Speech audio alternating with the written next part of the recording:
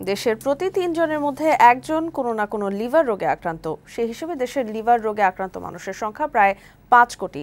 ভুল খাদ্যাভ্যাস ও শারীরিক পরিশ্রম না করার এই প্রধান কারণ। সকালে রাজধানীর একটি হোটেলে সাংবাদিক সম্মেলন করে এসব কথা জানিয়েছেন হেপাটোলজি সোসাইটির মহাসচিব ডাক্তার শাহিনুল আলম।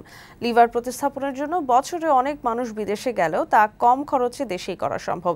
এজন্য বিশেষায়িত হাসপাতাল ও আর্থিক সহায়তা চান হেপাটোলজি বিশেষজ্ঞরা। বিস্তারিত মেহের মনির প্রতিবেদনে।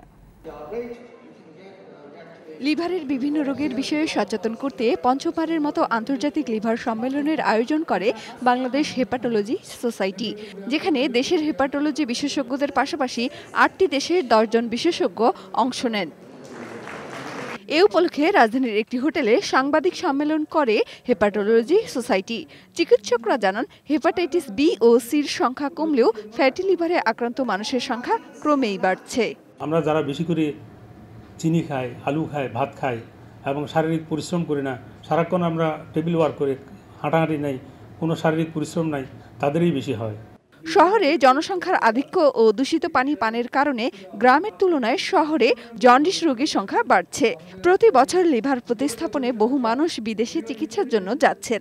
তবে ডাক্তারদের দাবি, দেশেই কম খরচে লিভার প্রতিস্থাপন করা সম্ভব। এজন্য বিশেষায়িত হাসপাতাল ও আর্থিক সহায়তার কথা জানান হেপাটোলজি বিশেষজ্ঞরা।